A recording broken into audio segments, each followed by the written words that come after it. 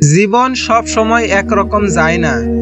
কখনো সুখ, কখনো কষ্ট, কখনো আশা, কখনো হতাশা। তবে জানেন কি, যারা ধৈর্য ধরে তারাই হয় আল্লাহর সবচেয়ে প্রিয় বান্দা। বিপদে যারা ধৈর্য ধরে আল্লাহ তাদের নিজ হাতে পুরস্কৃত করেন। আল্লাহ বলেন, নিশ্চয় আল্লাহ ধৈর্যশীলদের সাথেই আছেন। সূরা বাকারা আয়াত 153। তাই যখন মনে হবে সব শেষ, তখনই বলুন, আমার রব আমার জন্য যথেষ্ট। চলুন আজকে জানি কেন ধৈর্য একজন মুসলমানের জন্য সবচেয়ে বড় শক্তি, আর কিভাবে ধৈর্য ধরে জীবন বদলে যায়। জীবনে দুঃখ, কষ্ট, বিপদ আপদ আসবেই, কিন্তু একজন মুমিন তখনই সফল যখন সে ধৈর্য ধরে। শুনুন আজকের হৃদয় ছোঁয়া আলোচনা। প্রিয় ভাই ও বোনেরা, জীবন মানেই পরীক্ষা। আল্লাহ তাআলা আমাদের এই পৃথিবীতে পাঠিয়েছেন পরীক্ষার জন্য। কখনো দুঃখ দিয়ে, কখনো অভাব দিয়ে, কখনো কষ্ট দিয়ে। আর এই পরীক্ষাগুলোর উত্তীর্ণ হওয়ার একমাত্র পথ হলো ধৈর্য। আল্লাহ বলেন, নিশ্চয় আমি তোমাদের পরীক্ষা করব কিছুটা ভয়, ক্ষুধা, ধন সম্পদ, জীবন ও ফল ফসলের ক্ষয়ক্ষতি দ্বারা।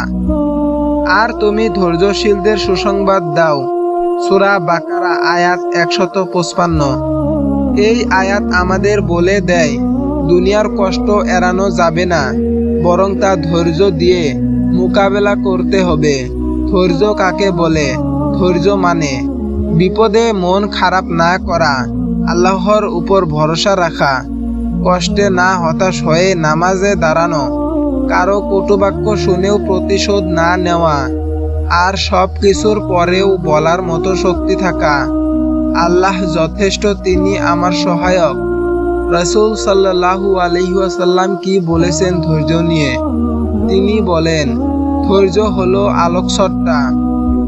সহিহ মুসলিম। এছাড়াও তিনি বলেন, আল্লাহ যার সঙ্গে কল্যাণ চান তাকে তিনি পরীক্ষায় ফেলেন। সহিহ বুখারী। অর্থাৎ কষ্ট মানেই তুমি আল্লাহর চোখে আছো, কষ্ট মানেই আল্লাহ তোমাকে কাছে টানতে চাইছেন। ধৈর্যশীলদের জন্য রয়েছে বিশাল পুরস্কার। আল্লাহ বলেন, ধৈর্যশীলদেরকে তাদের ধৈর্যের বিনিময়ে অগণিত পুরস্কার দেওয়া হবে। সূরা জুমার আয়াত 10। তাই ভাই ও বোনেরা, যখন কষ্ট আসবে, যখন দোয়া কবুল হবে না বলে মনে হবে, যখন মানুষ অবহেলা করবে, তখন মনে রাখবেন আল্লাহ চুপ আছেন, কিন্তু ভুলে যাননি। তিনি দেখছেন, শুনছেন, আর তিনি আপনার ধৈর্যের প্রতিদান নিজ হাতে দেবেন ঠিক সময় মতো। একটা বাস্তব উপমা শোনেন। একটা বীজ মাটির নিচে চাপা পড়ে অন্ধকারে কষ্ট পায়, কিন্তু সময় মতো তা ফুটে উঠে সুন্দর ফুল হয়ে। তোমার জীবনেও ধৈর্যের সেই ফুল ফুটবে সময় এলে। বন্ধুরা, ধৈর্য ধরুন, আল্লাহর কসম আল্লাহ ধৈর্যশীলদের সাথে থাকেন। এই ভিডিওটি যদি আপনার হৃদয় স্পর্শ করে তাহলে লাইক দিন, শেয়ার করুন এবং চ্যানেলটি সাবস্ক্রাইব করতে ভুলবেন না। আল্লাহ আমাদের সকলকে ধৈর্যশীল বানান। আমিন।